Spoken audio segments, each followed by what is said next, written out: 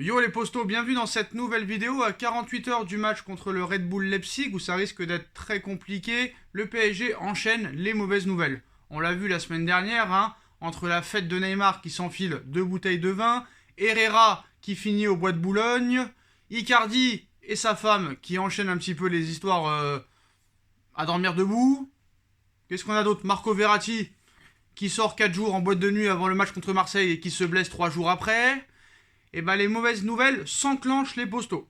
On commence avec Lionel Messi. Lionel Messi, comme Neymar en 2017, a été recruté encore une fois pour passer un cap supplémentaire. Et forcé de constater que Lionel Messi, depuis qu'il a signé au Paris Saint-Germain, c'est pas loin d'être le flop de ce début de saison. Mais il y a encore pire comme flop. Restez branchés, vous allez voir. Bon, Lionel Messi est officiellement forfait contre le Red Bull Leipzig mercredi soir. Donc voilà. Par contre, Kylian Mbappé, lui, sera bien présent. C'est quand même une bonne nouvelle. Mbappé a participé normalement à l'entraînement collectif du jour, annonce l'équipe. Il devrait être de retour face au Red Bull Leipzig. Donc ça, c'est quand même une bonne nouvelle vu que c'est ton meilleur joueur. Donc Léo Messi est complètement forfait. Le staff a attendu jusqu'à ce lundi soir pour prendre une décision finale. Mais voilà. Lionel Messi sera forfait pour le match contre le Red Bull Leipzig. Alors ce match, je le crains un peu, parce que certes sur le papier, t'es supérieur, mais au niveau du jeu, comme tu as zéro identité et zéro idée de jeu, tu peux pas te permettre de donner un pronostic très clair. On a vu Zlatan hier à Téléfoot dire de très grandes vérités. Et qu'on le veuille ou non, même si sous Laurent Blanc, on n'a pas fait de finale ni de demi-finale, mais qu'est-ce que ça jouait bien. Une touche de balle avec Thiago Motta, Blaise Matuidi, Marco Verratti, Zlatan Ibrahimovic, Pastore, Ezekiel l'avait dit, c'était du grand football. C'était du grand art. Mais bon, est-ce qu'on va retrouver un jour ce niveau-là? J'ai bien peur que non pour l'instant. Zlatan l'a très bien dit hier, l'équipe où il était à l'époque au PSG était une vraie équipe. Contrairement à aujourd'hui. C'est lui qui le dit. Comme Mbappé, il lui dit très clairement qu'il faut aller voir plus haut. Zlatan, à l'heure actuelle, il a 40 ans. Il a encore planté hier soir. Il a encore planté un but.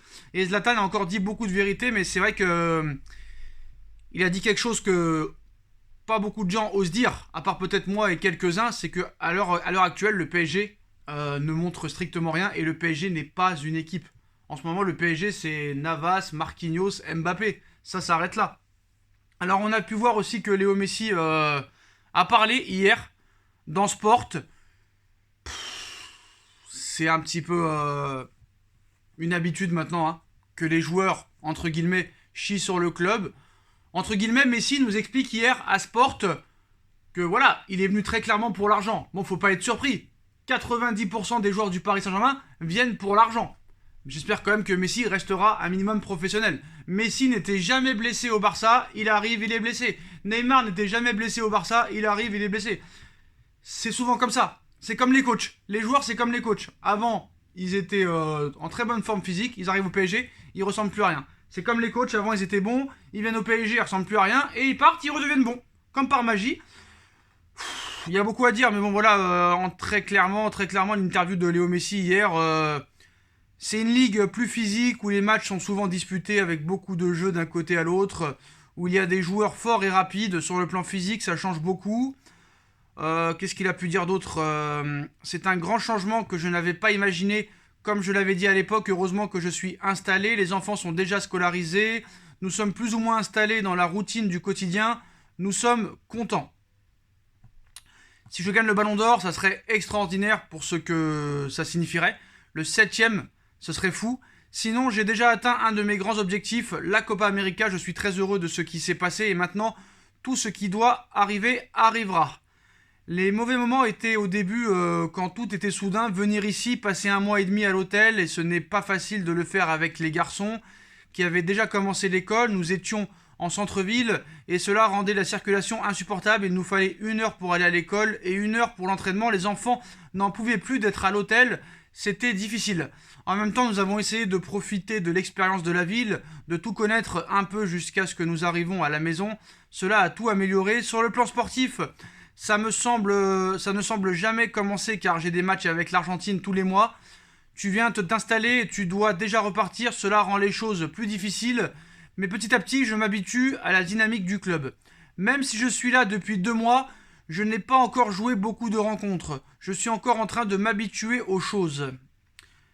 Comme je l'ai dit lors de mes adieux au Barça, je vais essayer de continuer à gagner des choses. Quand j'ai pris la décision de venir au PSG, c'était l'une des raisons parce qu'ils ont une grande équipe. J'ai envie de faire grandir l'équipe en gagnant la Ligue des Champions après tant d'années à essayer. Ce n'est pas passé loin. Cette saison, nous sommes l'un des candidats, mais pas le seul. Tout le monde parle du PSG vu l'effectif, mais il y a d'autres bonnes équipes. Manchester United, City, le Bayern, Liverpool, l'Atlético, Chelsea, le meilleur ne gagne pas toujours car cela dépend de nombreux détails en circonstances. Tout le vestiaire a été incroyable avec moi, cela m'a rendu les choses très faciles. Avec Neymar, j'ai une relation depuis longtemps, avec Mbappé au début, c'était bizarre parce que nous ne savions pas s'il restait, il était occupé à ses affaires. Heureusement, nous apprenons à mieux nous connaître sur et en dehors du terrain. Nous nous sommes très bien compris, il y a un bon groupe et un groupe sain dans ce vestiaire, c'est très bien. Bon, il y a d'autres choses qui m'ont un petit peu énervé sur ce qu'il a dit. Du genre que très clairement, il voulait rester à Barcelone. Bon, ça, tout le monde le savait. Qu'il est venu pour l'argent, tout le monde le savait. Mais il nous explique que voilà, il aimerait aider le Barça pour que le Barça reste la meilleure équipe du monde. Mais tu joues au PSG, tu joues plus au Barça. Donc moi, je sais ce qui va se passer, les postos. Je pense qu'il y a de très grandes chances que Messi retourne au Barça en 2023. D'ici là, le Barça va corrompre un petit peu à droite à gauche. Et il y a de très grandes chances que Messi retourne au Barça en 2023. J'y crois dur comme fer. Je le sens. Je le sens, voilà. Ça se voit qu'il a été obligé de partir. Il a réglé ses comptes un petit peu à Laporta, comme quoi il avait mal géré le dossier. Mais qu'il a pris quand même le chantier de Bartomeu. Donc voilà les postos. Bon, maintenant, la nouvelle, la grosse nouvelle, la terrible nouvelle même du jour. Le Paris Saint-Germain pense à résilier le contrat de Sergio Ramos pour le PSG. L'hypothèse d'une résiliation de contrat du défenseur espagnol n'est plus à écarter. 2 ans de contrat et un salaire d'un peu plus de 10 millions d'euros annuels net. Certes, le PSG a gâté Sergio Ramos au moment de la signature du contrat de ce dernier, mais après tout, le défenseur espagnol semblait encore être apte pour évoluer au plus haut niveau à l'époque.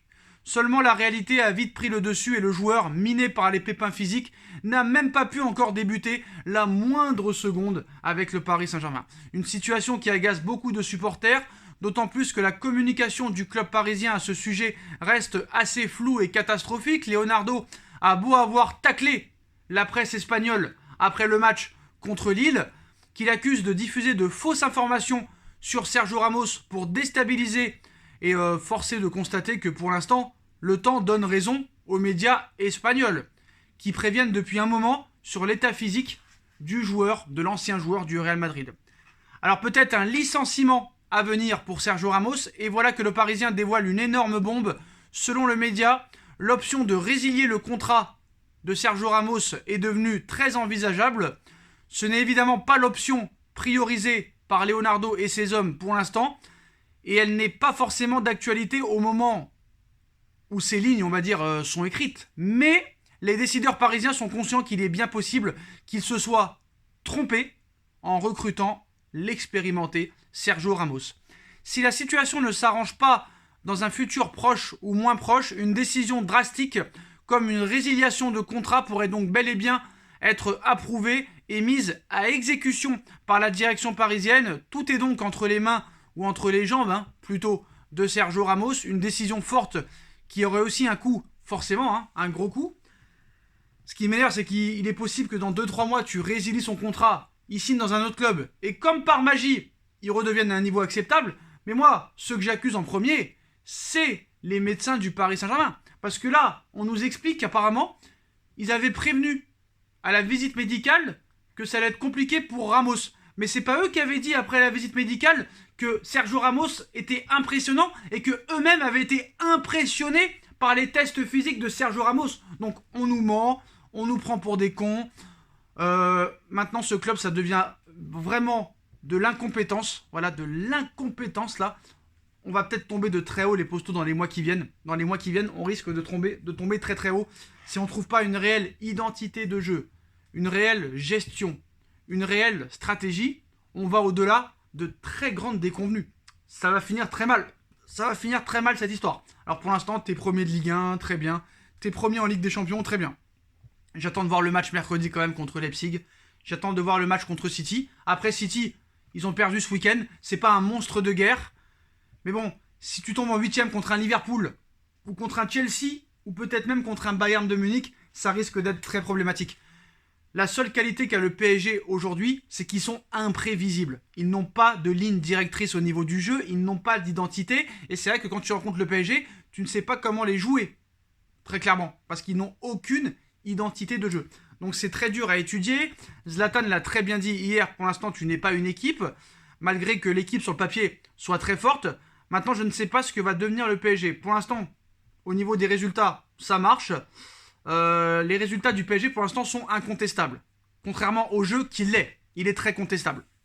D'ailleurs, apparemment en interne, ça se dit que si Neymar continue les mauvaises performances comme ça, une vente en 2022 ne serait pas à écarter. Et on a vu que du côté du PSG, on commence son mercato. Alors pour remplacer Sergio Ramos, on parle de Rudiger, qui serait en fin de contrat l'été prochain avec Chelsea et qui pourrait peut-être même le vendre cet hiver. Le Paris Saint-Germain a beau avoir effectué un mercato estival 2021 de folie, cela ne veut pas dire que Nasser et Leonardo souhaitent s'arrêter en si bon chemin. Le mercato hivernal ouvrira ses portes dans 2 mois désormais et le club parisien a vraisemblablement déjà une petite idée derrière la tête.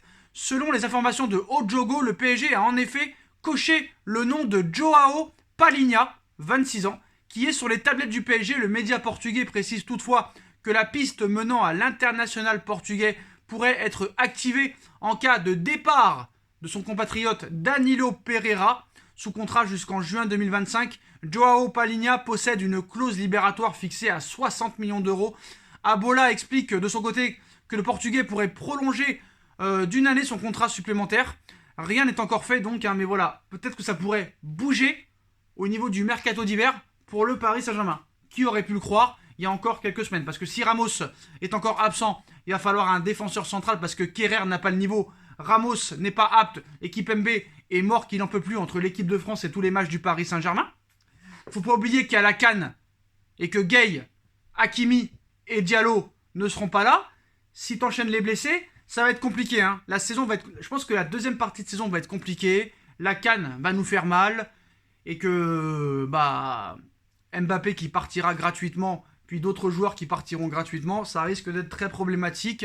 Et bon, on va essayer quand même d'être optimiste, les postos. Donc les infos principaux à retenir. Sergio Ramos pourrait quitter le Paris Saint-Germain. Peut-être que le PSG pourrait résilier son contrat à l'avenir. Lionel Messi, officiellement forfait pour le match contre Leipzig. Mbappé, lui, sera là. Paris prépare déjà son mercato d'hiver en vue des joueurs qui partiront à la CAN et peut-être des joueurs qui pourraient être vendus comme Kurzawa, Kerrer, Mauro Icardi, Rafinha, Herrera, Danilo Pereira. Voilà les postos. Dites-moi en commentaire ce que vous en pensez. On like, on partage, on commente, on s'abonne et on se retrouve très vite pour une nouvelle vidéo les postos. Tchuss.